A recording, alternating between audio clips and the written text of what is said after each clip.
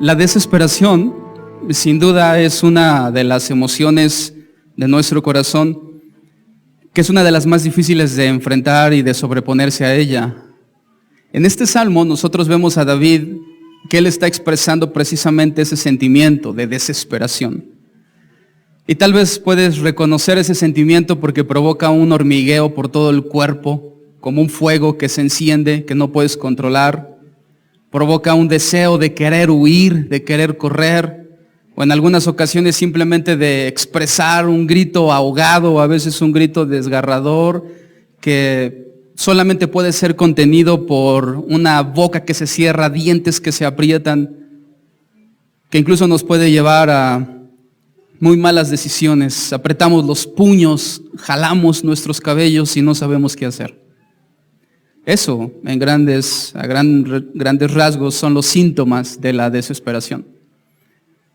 En todo tipo de intensidad, desde un hombre o una mujer que se desespera por no encontrar lugar en un estacionamiento, hasta un joven que en medio de una desesperación por la circunstancia que está enfrentando decide quitarse la vida. No es otra cosa que consecuencias de la desesperación. Tanto los síntomas como las consecuencias son realmente graves para la vida de una persona. No debiéramos considerar que la desesperación es solamente producto del desconocimiento de Dios, sino que precisamente el Señor nos enseña que la desesperación es producto simplemente de un corazón caído. Es producto simplemente de ser personas, seres humanos normales. Y como David es un ser humano normal, él también enfrenta la desesperación. Así que en esos momentos no tienes por qué sentirte solo, tampoco tienes por qué sentirte único, sino que David también ha enfrentado la desesperación. Si en algún momento de tu vida tú has estado enfrentando una situación así, créeme que Dios escribió este salmo para ti, para reconfortar tu corazón, para animarte, para darte esperanza y para impulsarte a que luches en contra de eso, pero también Dios nos enseña la forma en cómo nosotros debemos luchar. Cuando en otro salmo se intenta explicar un poco, para resumir lo que es la desesperación, el mejor ejemplo que se nos presenta o que se presenta el salmista a sí mismo es dentro de un pozo profundo, solo, angustiado, abandonado y sin opción. De forma emocional, eso es lo que significa o cómo puede ser vista la desesperación. En el versículo número 1 y el versículo 2, David hace algunas preguntas. Es un salmo de lamento que inicia con preguntas que tal vez en algún momento pueda haber coincidencia con las preguntas que nosotros tenemos acerca de las circunstancias que enfrentamos. Y David comienza preguntando: ¿hasta cuándo, Señor? ¿Hasta cuándo? ¿Me olvidarás para siempre? Tercera pregunta: ¿hasta cuándo esconderás tu rostro de mí? Cuarta pregunta: ¿hasta cuándo pondré consejos en mi alma con tristezas en mi corazón cada día? Y quinta pregunta: ¿hasta cuándo será enaltecido mi enemigo sobre mí? Los cánticos de lamentación en el libro de los Salmos y en general en el Antiguo Testamento casi siempre están expresados por dos preguntas. La primera pregunta es ¿por qué? Y la segunda pregunta es ¿hasta cuándo? Es decir, cuando un personaje en el Antiguo Testamento está desesperado y no entiende la situación que está viviendo o considera que es injusta delante de Dios, que él no se merece eso, ha pasado un tiempo y no ha encontrado respuesta, los autores preguntan ¿por qué? Y en otras ocasiones es ¿hasta cuándo? Eso habla de una situación que ya ha tenido un periodo de tiempo, que el personaje ha intentado salir de esa situación y no lo ha logrado. Y entonces su grito o su lamento delante de Dios es ¿hasta cuándo? ¿Hasta cuándo se va a detener esto? ¿Hasta cuándo va a terminar? ¿Hasta cuándo va a cambiar? Y es precisamente lo que David está preguntando aquí. Visualmente encontramos 5 preguntas. Textualmente son 4. La primera es la pregunta central Y las 4 preguntas siguientes son descriptivas de la primera pregunta. Es decir, que lo que gobierna estos 2 pasajes es ¿hasta cuándo? Y las siguientes 4 preguntas nos describen cuál era la situación de David, cómo él se sentía en ese hasta cuándo. En este periodo de desesperación, ¿cómo es que David se sentía? Y lo vemos por medio de esas 4 preguntas. La primera pregunta es, ¿me olvidarás para siempre? Así se sentía David, olvidado. ¿Me olvidarás para siempre? David estaba seguro, y recuerda que él está desesperado. No nos está dando una clase de teología, él está expresando los sentimientos de su corazón. Y él se sentía desesperado. Y en esa desesperación, él estaba seguro que Dios lo había olvidado. La pregunta aquí no es si me has olvidado o no, sino la pregunta es, ¿me has olvidado para siempre? Emocionalmente yo sé que tú me has olvidado. Mi pregunta es, ¿hasta cuándo me olvidarás? ¿Será acaso para siempre? Mira, David estaba muy desesperado. Tan desesperado que se sentía olvidado por Dios.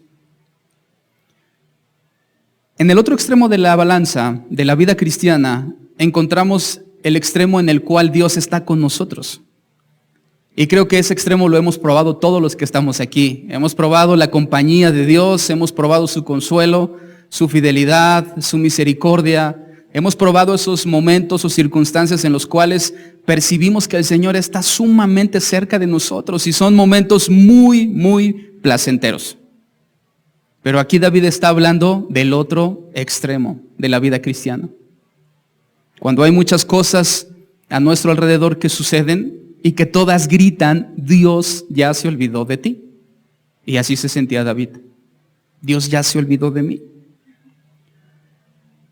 Resulta que nosotros somos de alguna forma, bueno, hablo por mí. Soy experto en olvidar cosas. Y normalmente olvidamos las cosas que no tienen importancia para nosotros, o aquellas situaciones que no están relacionadas o que no nos afectan. Olvidamos lo que no es importante o lo que menospreciamos. Si imaginamos que esa era la sensación con la cual se sentía David, es algo muy triste. Él se sentía que no tenía valor delante de Dios, que a Dios no le importaba a David. Él se sentía que Dios lo había desechado como algo que no tiene importancia o que no tiene relación con él. David está expresando una verdadera tristeza y eso es la desesperación. Segunda pregunta, que sigue explicando cómo se sentía David en esa desesperación, dice, ¿hasta cuándo esconderás tu rostro de mí? ¿Hasta cuándo esconderás tu rostro de mí? Y la situación se va poniendo cada vez más difícil. Porque una cosa es que Dios haya olvidado de David y otra cosa es que Él se esté ocultando de David. ¿Hasta cuándo esconderás tu rostro de mí? En la cultura judía, ellos consideraban que cuando Dios volteaba su rostro de ellos, o Dios miraba hacia otro lado, o Dios negaba mostrar su rostro, era un sinónimo, un símbolo de maldición.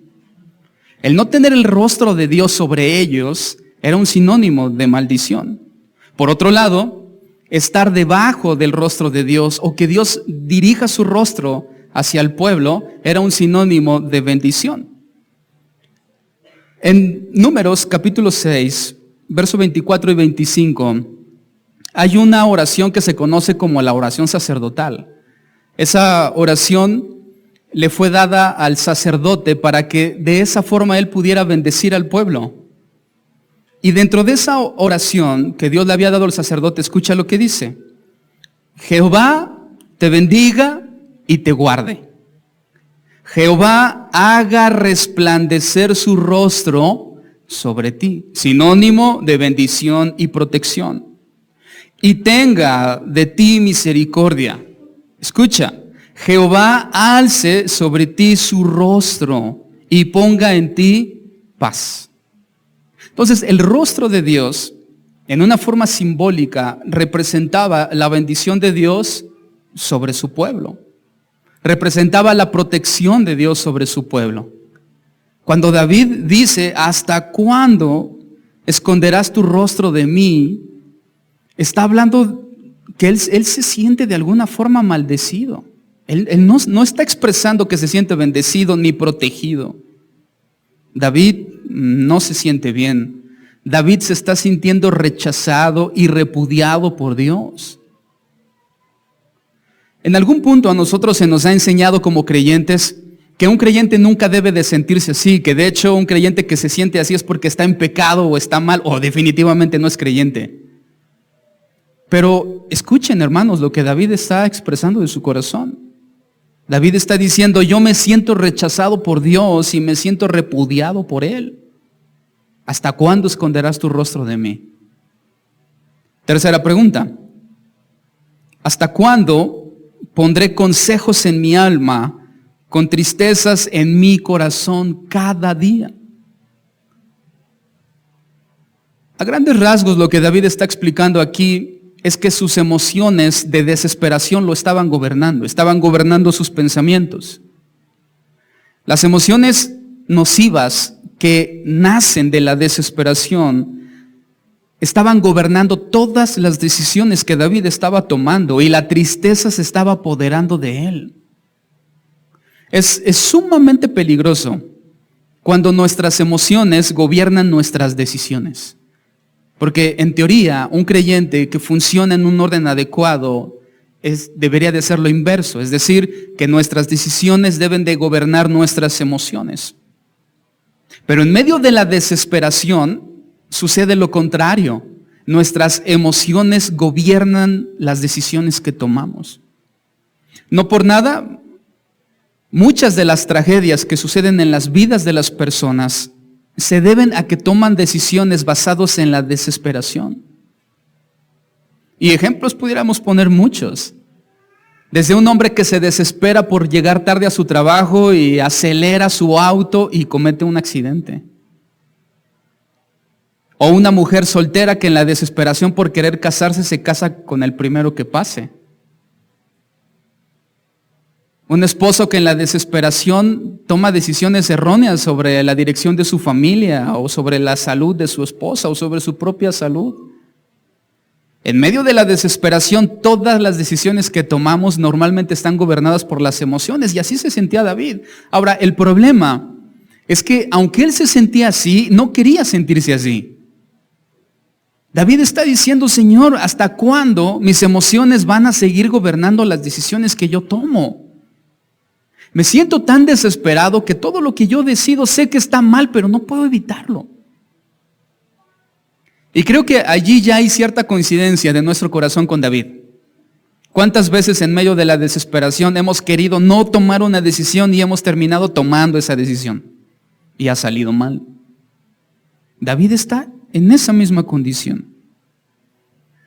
Estaba totalmente esclavizado a sus emociones, y cuando las emociones nos gobiernan, nuestra vida se vuelve una montaña rusa entre tristeza y gozo. Algo apenas bueno me sucede, estoy muy contento. Algo apenas malo me sucede, estoy muy triste. Y pasa del gozo a la tristeza, gozo a la tristeza. Y representa un corazón inestable.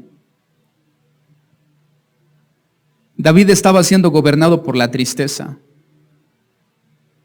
La tristeza no es otra cosa más que una consecuencia más de la desesperación. La desesperación y la tristeza siempre van de la mano, son compañeras íntimas, son muy buenas amigas, pero no son buenas amigas para nosotros.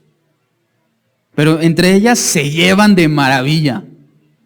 Una a otra se llama y una a otra se alimenta. Segunda de Corintios 7:10 nos dice algo acerca de la tristeza, y que es muy interesante al mismo tiempo.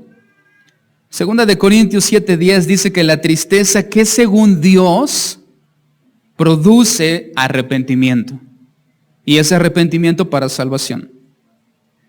De que no hay que arrepentirse, es decir, de que no hay nada que no pueda solucionarse. Pero la tristeza del mundo produce muerte. Nota esa diferencia. la tristeza que es según Dios, y cuando Él toca nuestro corazón y nos humilla, nos lleva al arrepentimiento. Pero la tristeza que es puramente terrenal y del mundo, nos lleva a la muerte. Y desde luego, la situación que David estaba enfrentando no tenía que ver con una tristeza que lo llevara al arrepentimiento, sino del tipo de tristeza humana, tristeza terrenal. Es peligroso para un creyente sentirse triste. Lo difícil es que muchas veces nos hemos sentido tristes. Yo muchas veces me he sentido triste, creo que tú también, ¿verdad? Es un sentimiento que está en nosotros, pero que cuando esa tristeza no es motivada por Dios para llevarnos al arrepentimiento, esa tristeza nos llevará a la muerte.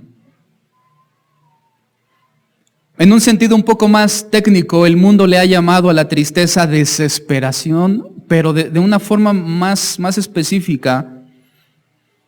Incluso en la psicología ha adoptado un término que tiene o que lleva muchas veces a las personas a la depresión.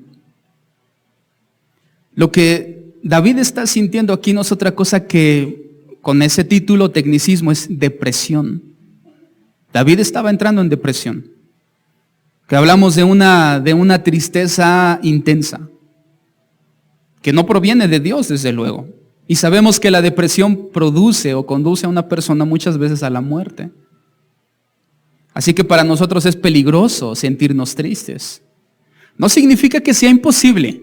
Yo estoy diciendo peligroso. Otra pregunta más de David. La última, que refleja cómo él se sentía. Dice, ¿hasta cuándo será enaltecido mi enemigo sobre mí? Es decir, David se sentía derrotado. Derrotado. Si sumamos todo, podemos ver claramente una expresión de desesperación en David. David se sentía entonces, número 1, olvidado. Número 2, rechazado. Número 3, triste o deprimido. Y número 4, derrotado. ¿Tú crees que esos 4 ingredientes sean buenos en conjunto en el corazón de un creyente? Imagina todos los desastres que puede producir en el corazón de un creyente que él se siente olvidado, rechazado, triste y derrotado. Sin embargo, en la segunda parte, porque este salmo podemos dividirlo en 3 partes. En la segunda parte, que es el verso 3 y el verso 4, allí David da una respuesta a su condición de desesperación. Es decir, que él no se queda en esa situación, sino que él busca hacer algo al respecto. Así que yo quisiera, en base a eso, darte un consejo. Y el consejo es que es imposible que en lapsos de nuestra vida nosotros no nos sintamos como David. Es decir, tarde o temprano nos vamos a sentir olvidados, rechazados, tristes y derrotados. Y en algunas situaciones todo eso junto. Pero el consejo que yo les doy es que no se queden en esa situación, sino que hagan algo al respecto. Eso es lo que está haciendo aquí David. Él sabe que está en esa situación, pero él quiere hacer algo al respecto. Y cuando él hace algo al respecto, él no intenta hacerlo desde sus propias fuerzas, sino que él inmediatamente busca a Dios. Versículo 3 y verso 4. Le dice a Dios y hace 3 peticiones. 3 peticiones. Nota y resalta que la acción que David toma contra ese sentimiento de desesperación son peticiones, y peticiones a Dios. La primera de ellas es mira. David le está diciendo a Dios, mírame. Es la primera petición que él hace. Petición número 2, David dice, respóndeme. Mírame, respóndeme, oh Jehová, Dios mío. Y número 3, alumbra mis ojos para que no duerma de muerte, para que no diga mi enemigo lo vencí. Mis enemigos se alegrarían si yo resbalara. 3 peticiones que hace David. Número 1, mírame, respóndeme y alumbra mis ojos. Así que si en algún momento tú te encuentras en desesperación, olvidado, rechazado, triste y derrotado, tú debes de tomar una acción al respecto. Y la acción es buscar a Dios. ¿Qué debemos pedir en medio de la desesperación? Mírame, respóndeme y alumbra mis ojos. ¿Por qué son importantes esas tres cosas que David hace en esa petición? Fíjate que en esta ocasión es una de los pocos salmos de lamento que David no pide una consecuencia directa sobre sus enemigos, sino que él pide algo para él. No dice destrúyelos, entorpece su consejo, castígalos, haz justicia sobre ellos, no, sino que en esta ocasión, cuando se trata de la desesperación, David pide algo para él. Mírame, respóndeme, alumbra mis ojos. De esas tres peticiones, la primera que dice mírame es simple. La primera y la segunda son cortas. Yo quiero centrarme un poco más en la tercera, que me parece más profunda. La primera, cuando David dice mírame, simplemente es tenme en consideración. Tenme en consideración. Pero sobre todo, hace referencia a una consideración de acciones pasadas. Es decir, David está diciendo, considera cuál ha sido mi conducta delante de ti en mi vida. Considera mi conducta anterior. Considera que yo me he conducido delante de ti de forma santa, de forma íntegra, de forma pura, de forma de adoración, en alabanza, en obediencia. Considera mi vida y mi conducta en cómo ha sido delante de ti. La segunda, respóndeme, creo que también es muy simple de entender. David le está pidiendo a Dios, en vista de esa conducta que yo he tenido y que quiero que tú consideres, por favor, respóndeme. David no está buscando una respuesta en base a la situación actual, sino en base a su conducta pasada. ¿Cómo yo me he conducido delante de ti? Señor, si esa conducta ha sido digna delante de ti, respóndeme. Y número 3, David dice, alumbra mis ojos para que no duerma de muerte. Y esa petición, a mí, en mi personal punto de vista, se me hizo muy interesante porque en lo que yo estuve revisando hay dos líneas, dos vertientes sobre las cuales quien ha interpretado ese pasaje se inclina. La primera de ellas habla que David está enfrentando una situación problemática que lo está llevando a la muerte. Es decir, David prácticamente se presenta en un lecho de muerte. Y que cuando él ruega a Dios, Señor, alumbra mis ojos, él está haciendo una petición de dame vida. No permitas que muera, sino renuévame en mi vida física. Y presenta a un David muy enfermo. A un David al cual se le están apagando los ojos, se le está apagando la vida. La segunda vertiente de esa interpretación dice que la petición de David de alumbra mis ojos tiene que ver con sabiduría. Es decir, Señor, dame revelación, dame sabiduría. Y hay porciones de la Biblia en la cual Dios abre los ojos de una persona o alumbra los ojos de una persona. Y en ese momento esa persona puede ver cosas que antes no había podido darse cuenta ni percatarse de ellas. Yo me inclino sobre la segunda. Es decir, que lo que David está pidiendo es sabiduría. ¿Y por qué me inclino sobre ella? Por el contexto. Cuando nosotros entramos en desesperación, una de las primeras cosas que perdemos es nuestra percepción de observación. Perdemos la capacidad de ver, de analizar las cosas con sabiduría, sino que el mundo se cierra y perdemos sabiduría. David está pidiendo sabiduría a Dios para enfrentar la situación que está padeciendo. Es muy común que en medio de situaciones difíciles perdemos la sabiduría para tomar buenas decisiones. En la búsqueda de una respuesta a nuestra circunstancia, comenzamos a tomar decisiones sin sabiduría. Y nuestra percepción de lo que está pasando se vuelve con falta de sabiduría. Y eso se me hace muy interesante porque en lugar de que David estuviera pidiendo directamente una resolución de su conflicto, él está diciendo, Señor, no necesariamente, si puedes resolverla, resuélvela, claro. Pero en esta desesperación que me encuentro, dame sabiduría. Permíteme ver la situación, permíteme ver lo que está detrás de lo que tú estás permitiendo.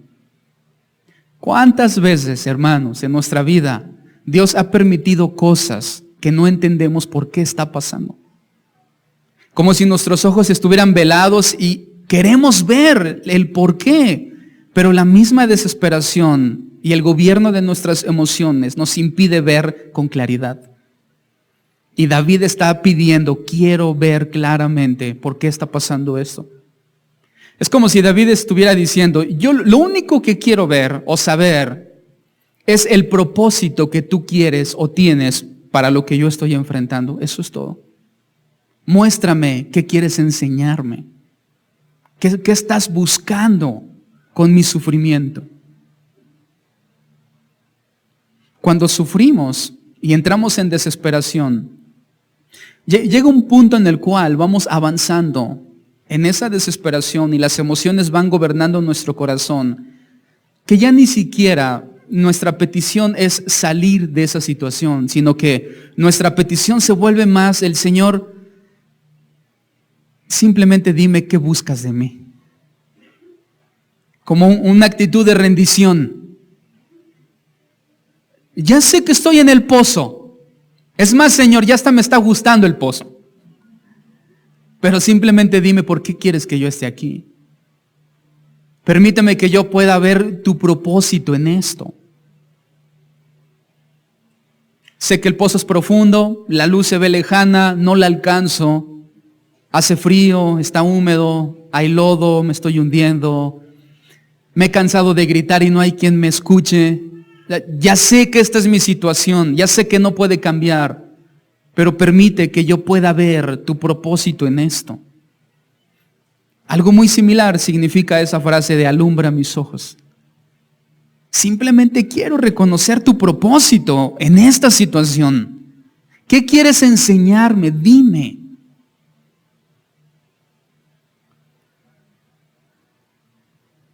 En el Salmo 19:8, Salmo 19:8 es un pasaje paralelo a esta situación, porque dice, los mandamientos de Jehová son rectos, que alegran el corazón. El precepto de Jehová es puro, que alumbra los ojos. El precepto de Jehová es puro, que alumbra los ojos. David está pidiendo sabiduría bíblica, entendimiento de parte de Dios. Lléname de sabiduría para que en esta situación tome las mejores decisiones. Y sobre todo que las decisiones que tomemos terminen honrando y glorificando a Dios. Porque muchas de las veces, y tal vez lo hablo desde mi experiencia propia, pero muchas de las veces que nos sentimos desesperados y en un pozo y Dios no responde, es porque Él quiere glorificarse a través de eso. Pastor, pero ¿por qué Dios quisiera glorificarse a través de mi dolor y sufrimiento? Bueno, allí tú tendrías que pedir sabiduría a Dios y saber por qué Dios quiere hacer eso. Como David que dice, Señor, alumbra mis ojos. ¿Cómo termina el Salmo? ¿Cómo termina el Salmo? Ya vimos las dos primeras partes. En la primera parte, David nos ha dado un resumen acerca de cómo se siente, y ciertamente es un resumen muy desalentador para nosotros. Olvidado, rechazado, triste y derrotado. En la segunda parte, David ha hecho una petición a Dios, que es su manera de tomar acción, buscando a Dios en tres sentidos. Considera mi vida la luz de mi conducta delante de ti. Además, respóndeme, si mi conducta ha sido digna, háblame. Y finalmente, dame sabiduría simplemente para entender el propósito de por qué estoy sufriendo esta situación. Y la tercera parte termina en cómo debería terminar, o de la misma forma en cómo deberían de terminar todas nuestras desesperaciones. Y simplemente es dando gracias a Dios y glorificando a Dios. Verso 5 y verso 6, David termina el salmo diciendo: mas yo en tu misericordia he confiado. Mi corazón se alegra en tu salvación. Cantaré a Jehová porque me ha hecho bien. Estos dos versículos tienen una gran profundidad. Y creo que lo que más golpeó mi corazón mientras hacía la enseñanza es la última frase: porque me ha hecho bien. ¿Cómo David puede decir Jehová me ha hecho bien cuando de una forma figurada está dentro de un pozo, solo, abandonado, triste, sin nadie que lo ayude, olvidado, rechazado y derrotado además? Y sin embargo él dice: porque Jehová me ha hecho bien. Pero todavía no llegamos a ese punto, hay un versículo antes. Muchas veces me incluyo, y quisiera incluirlos a todos ustedes, el hombre condiciona su actuar a la respuesta de Dios. ¿Qué significa? Bueno, si Dios hace, yo hago. Si Dios actúa, yo respondo. Es decir, que nuestra conducta y nuestro actuar está condicionado a si vemos que Dios hace algo. Si no vemos que Dios haga algo, entonces nosotros tampoco queremos hacer nada. Sin embargo, en David nosotros vemos una conducta ejemplar que nos enseña cómo lidiar con la desesperación. Porque David, en resumen, y ahora lo vamos a ir explicando poco a poco, pero en resumen, lo que David está diciendo es: sin importar lo que tú decidas, yo voy a seguir adelante. Mi respuesta no está condicionada a que tú hagas algo por mí o no lo hagas. Simplemente yo he decidido seguirte y en esa decisión me voy a mantener. Eso es algo que, sobre todo en los momentos de aflicción y desesperación, es una decisión que todo cristiano debe de tomar. De hecho, hasta hay una alabanza muy viejita que dice: he decidido seguir a Cristo, no vuelvo atrás. Y esa alabanza tan viejita surgió en un momento en el cual la iglesia estaba siendo perseguida y el autor de esa alabanza en específico estaba pasando un momento de desesperación. Y en ese momento él toma una decisión de que su actuar no tiene que estar condicionado a si Dios actúa, porque la realidad no es que Dios no haya actuado, sino que Él ya lo ha hecho por medio de su Hijo Jesucristo. Dios ya actuó. El que yo no vea que en mis circunstancias lo esté haciendo no significa que Dios no esté haciendo nada, porque Dios sigue haciendo cosas. Cuando Cristo describe el actuar del Padre, dice: mi Padre trabaja hasta el día de hoy. Dios no está inactivo, Dios sigue activo. De manera que nuestras convicciones no tienen que estar sujetas a si vemos el actuar de Dios o no, porque esa sería una convicción muy débil, muy superficial. Y la idea de la convicción que David nos está enseñando es una convicción que no está condicionada a poder ver o percibir el actuar de Dios, sino a una decisión que nosotros hemos tomado sin importar lo demás. David está diciendo: confiaré en ti sin importar lo que tú decidas para mí. Eso es muy difícil, hermano. Confiaré en ti sin importar lo que tú decidas para mí. ¿Cuántos de nosotros podríamos tomar esa frase como una bandera para nuestra vida cristiana? Confiaré en ti sin importar lo que tú decidas para mí. ¿Crees que podrías tomar ese principio como una convicción de vida? Porque bueno, aquí sentados y en una cómoda silla podemos decirlo. Pero realmente eso incluye que nuestra confianza en el Señor va a estar inamovible sin importar lo que en un futuro Él decida para nuestra vida. Tal vez visto en un presente de abundancia o en un presente de gozo o felicidad, podemos decir, claro que yo decido eso. Pero considera la situación en la cual estaba David. Y aún así, en esa condición de tristeza, él dice, yo voy a confiar en ti sin que importe lo que tú decidas para mí.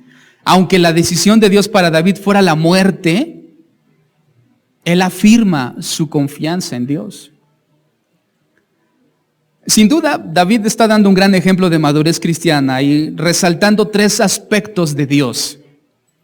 Porque tampoco significa que nuestra madurez dependa de nosotros, sino que en este caso esa madurez y esos aspectos ejemplares de David tienen que ver con resaltar 3 aspectos importantísimos de Dios. Ahora, voy a intentar recapitular sin perder lo que ya llevamos, para poder entrar a esta última parte. La condición de David ya la conocemos. Triste, olvidado, sin ilusión, sin opción y a punto prácticamente de sentirse ya en un abandono de Dios. Después, David hace un ruego a Dios. Mírame, respóndeme y dame sabiduría. Y finalmente, en la última parte, David termina fortaleciéndose en medio de la desesperación, resaltando o trayendo a su condición 3 aspectos importantísimos de Dios. Primero nos muestra su condición, después nos muestra la acción que debemos tomar y finalmente nos muestra la solución. Así que si tú en algún momento te sientes desesperado o tal vez ahora lo estás, esta es la solución. Y la solución no necesariamente tiene que ver con hacer algo, sino con recordar algo. Escucha eso. Para cómo salir de la desesperación no se trata de hacer, se trata de recordar. ¿Qué es lo que yo tengo que recordar? 3 cosas que Dios es. Número 1, Dios es misericordioso, Dios es salvador y Dios es benigno, Dios es bueno. Curiosamente son las primeras 3 cosas que se nos olvidan en medio de la desesperación. Cuando la situación no está bien, como ahora estaba pasando en la vida de David, 3 aspectos que son los primeros que olvidamos de Dios es su misericordia, su salvación y su benignidad. Cuando David habla aquí de misericordia, mas yo en tu misericordia, esa palabra misericordia significa un amor leal. Incluso algunas traducciones lo presentan así, como un amor leal. Eso significa que Dios nos ama de una forma leal. Dios no nos ama con un amor falso o un amor interesado. El amor de Dios es leal. Luego habla de la salvación. Mi corazón se alegrará en tu salvación. Y esa palabra salvación habla de un rescate.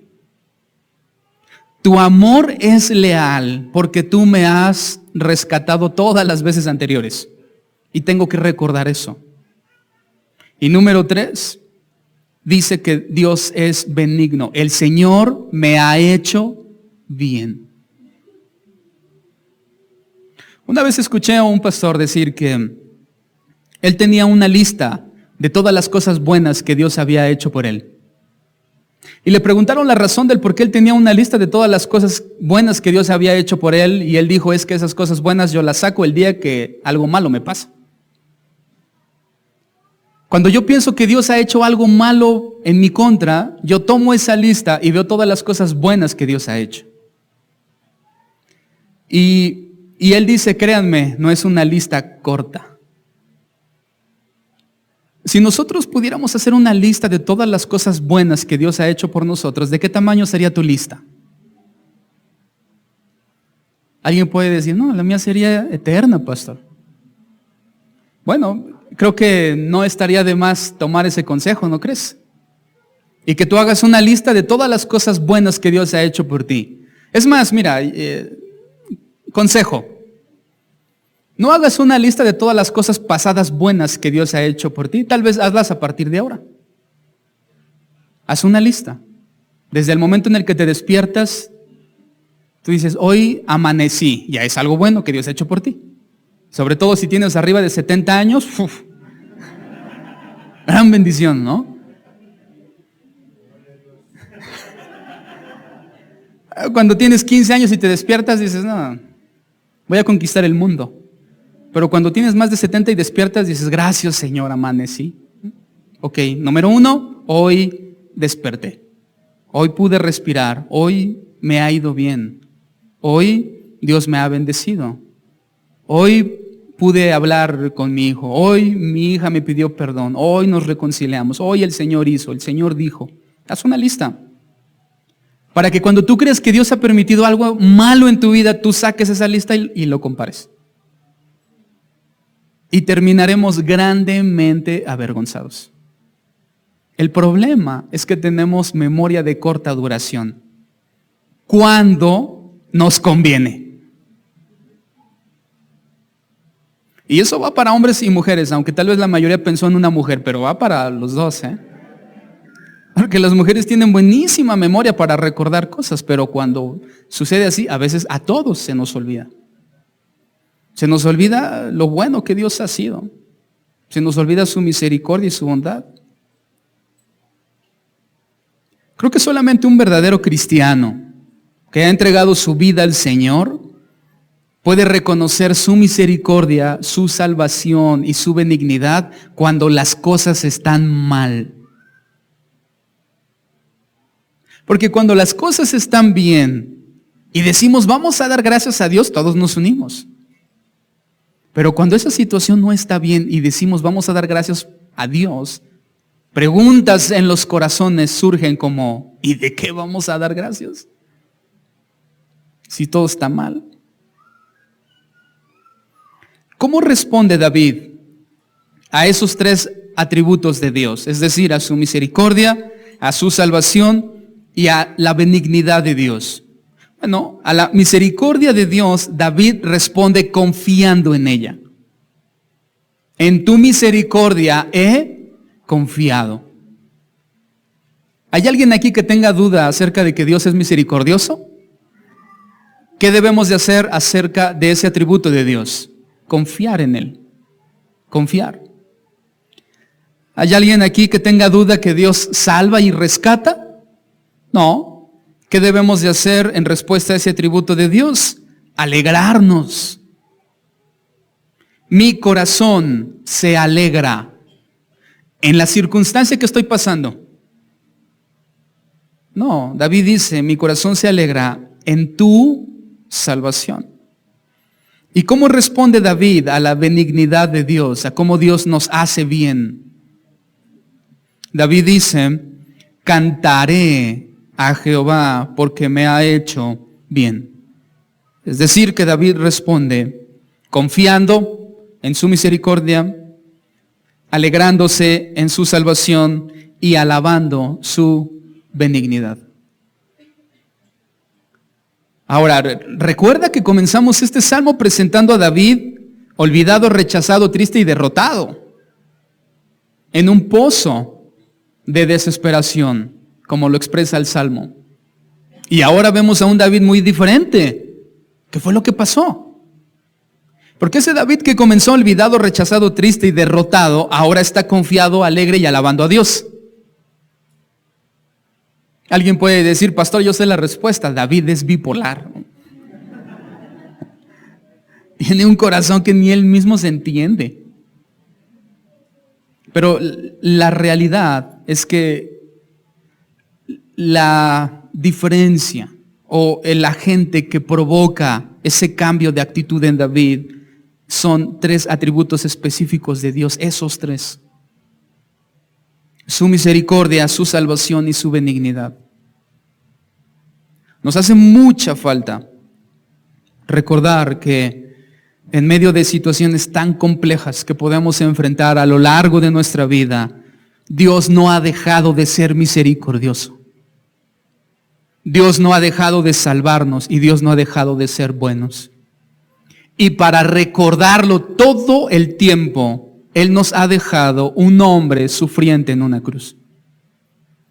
Si en algún momento tú olvidas esas tres cosas de Dios, piensa en Jesús. Porque Jesús es la personificación de esos tres puntos. La máxima expresión de la misericordia de Dios es Cristo.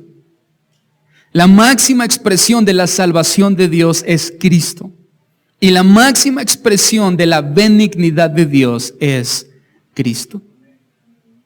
David está confiando en Cristo sin saber. David en esta situación es el prototipo del creyente del Nuevo Testamento que pone su confianza en Jesucristo. Jesucristo es la opción en medio de la desesperación. No solamente es la única opción, Jesucristo es la mejor opción. No hay acción más misericordiosa de Dios que castigando a su Hijo para salvarnos a nosotros. No hay mayor ejemplo de la salvación de Dios enviando a su Hijo para pagar por nuestros delitos. Y no hay mayor acto de bondad y benignidad de Dios que su Hijo Jesucristo hecho carne. Si acaso en algún momento se nos llega a olvidar porque la desesperación nos comienza a gobernar, recordemos a su Hijo en una cruz. Creo que por eso el Nuevo Testamento nos presenta tantas imágenes de aquel hombre inocente, Hijo de Dios, sufriendo en una cruz. Porque Dios quiere que tengamos un recordatorio constante y crudo acerca de nuestra condición y de lo bueno que es Él. Y Dios es tan bueno que Él nos presenta imágenes. Porque sería mucho más difícil recordar una descripción de 20 cuartillas acerca de cómo Dios es misericordioso, nos salva y es benigno.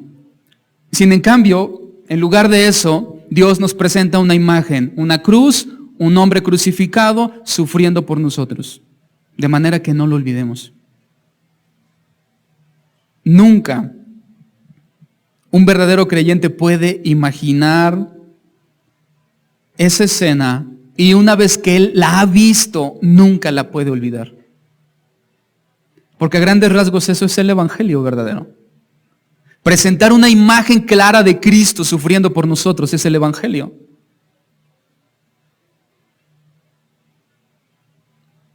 Una persona cuando es expuesta al evangelio y se le presenta a un Cristo crucificado y esa persona contempla esa imagen, no puede olvidarla nunca. Es una imagen que penetra en nuestros ojos, va a nuestro corazón, transforma, provoca una revolución gigantesca dentro de nosotros. Y esa persona nunca puede sacarse de su mente a ese hombre sufriendo en esa cruz. Cuando quiero ser rebelde, esa imagen aparece en la mente. Cuando quiero huir, esa imagen aparece en la mente. Cuando queremos decir ya no más, la imagen vuelve a aparecer. Cuando queremos abandonar, la imagen vuelve a aparecer. Es una imagen que se ha grabado en nuestra mente y en nuestro corazón. No podemos olvidarla. En medio de la desesperación, aunque esa situación busca que olvidemos todo lo que es Dios, la imagen de ese hombre sufriente en esa cruz sigue allí y taladra nuestro corazón. En cada ocasión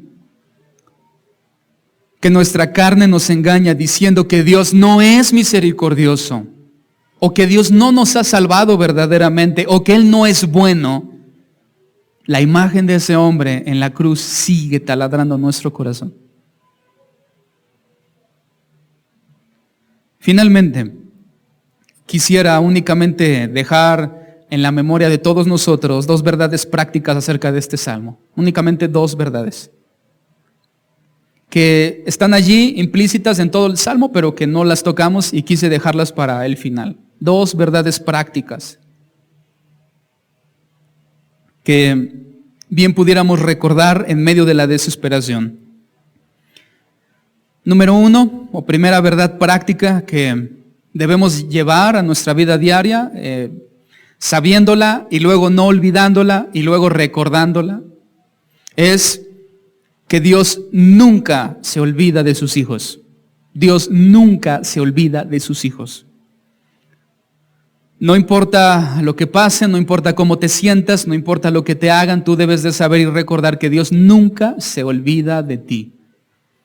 Y para dejarnos ese recordatorio, Dios habló a través del profeta Isaías. En una situación en la cual Israel estaba pasando difícil y que Israel se sentía olvidada por Dios. Escucha primero el pasaje y luego te voy a decir dónde está. Dios habla a Isaías y le dice, pero Sión dijo, Sión, la ciudad de Dios, el pueblo de Dios, dijo, me dejó Jehová y el Señor se olvidó de mí. Es decir, que la condición de David ahora es muy sinónima a la condición del pueblo aquí y muy parecida a cómo muchas veces nos sentimos.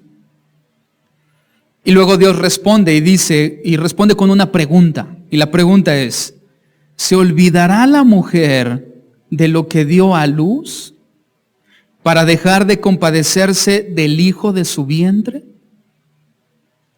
¿Cuántas madres son aquí? A ver, levanten su mano, mamás. Te voy a dar una mala noticia, o tal vez ya lo has experimentado, ¿no? En algún momento, tu hijo va a hacer algo que te va a lastimar.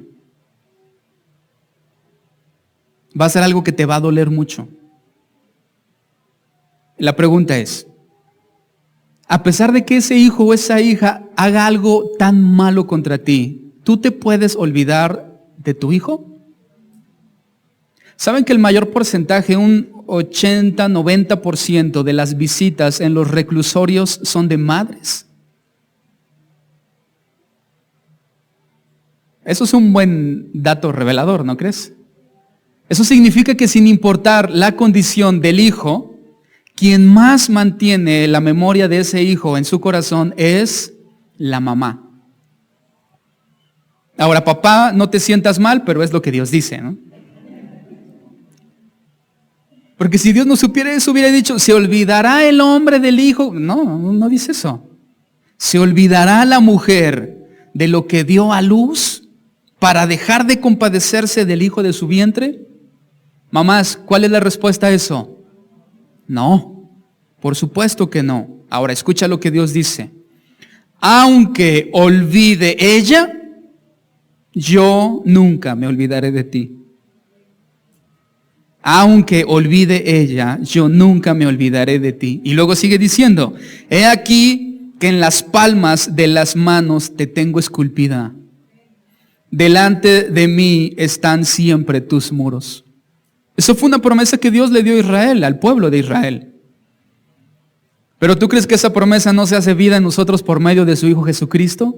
Claro que sí. Dios nunca se olvidará de ti. Tiene tu nombre esculpido en sus manos. Y cuando nosotros vemos las manos de su Hijo Jesús, vemos perforaciones de clavos, producto de su sufrimiento por nosotros. Eso significa que su sufrimiento en la cruz es la evidencia de que Él nunca se olvidará de ti. Número 2. Y último. Seamos sinceros en nuestros sentimientos y emociones delante de Dios, hermanos. Seamos sinceros. 2 verdades prácticas. Número 1, Dios nunca se va a olvidar de ti. Y número 2, tú no tengas temor de ser sincero en tus emociones delante de Dios. Como sea que tú te sientas, exprésalo delante de Dios. No tengas temor de ser rechazado. Si hay queja, ¿qué debes de hacer? Llévala delante de Dios. Si hay tristeza, ¿qué debes hacer? Llévala delante de Dios. Y si hay desesperación, llevémosla delante de Dios. Seamos sinceros en nuestros sentimientos delante de Dios. Si nosotros no somos sinceros en nuestros sentimientos delante de Dios, la tristeza vendrá a ser nuestra compañera. La única forma de evitar la tristeza es ser sinceros en nuestros sentimientos y emociones delante de Dios. Como sea que tú te sientas, exprésalo delante de Dios. No caigas en el error de considerar que hasta que pase esa emoción o ese sentimiento, entonces te acercarás a Dios. Es que no voy a Dios porque ahora estoy muy enojado. ¿Qué debes hacer? Ve a Dios. Y ve con tu enojo. Tú dile, estoy enojado contra ti, y vas a ver lo que Él responde. Ahora, tampoco tengas miedo, porque lo que va a responder es, va a tomar tu cabeza, la va a girar y te va a preguntar, ¿qué ves? ¿Qué ves? ¿Qué miras? ¿Y cuál va a ser tu respuesta? A tu Hijo Jesús. Entonces Él te va a volver a preguntar, ¿sigues enojado? ¿Y tú qué vas a responder? No, Señor, perdóname. Si estás triste, angustiado, desesperado, ve, dile, Señor, estoy mal. Él va a tomar tu rostro, lo va a voltear y te va a decir, ¿qué ves? ¿Y tú qué vas a responder? A tu Hijo. ¿Todavía te sientes así? Y tú vas a decir, no, Señor. Porque eso es lo que vemos en David. Aparentemente él cambia muy rápido en la condición de su corazón, pero es que él ve eso. Misericordia, salvación de Dios, rescate de Dios. Ve que Dios es bueno. Y no le queda otra más que reaccionar en ese sentido, alabando, alegre y confiado. Así que si en algún momento tú te sientes como sea que te sientas, voltea a su Hijo Jesucristo en una cruz y como sea que te sientas, cambiará y terminarás confiado, alegre y alabando.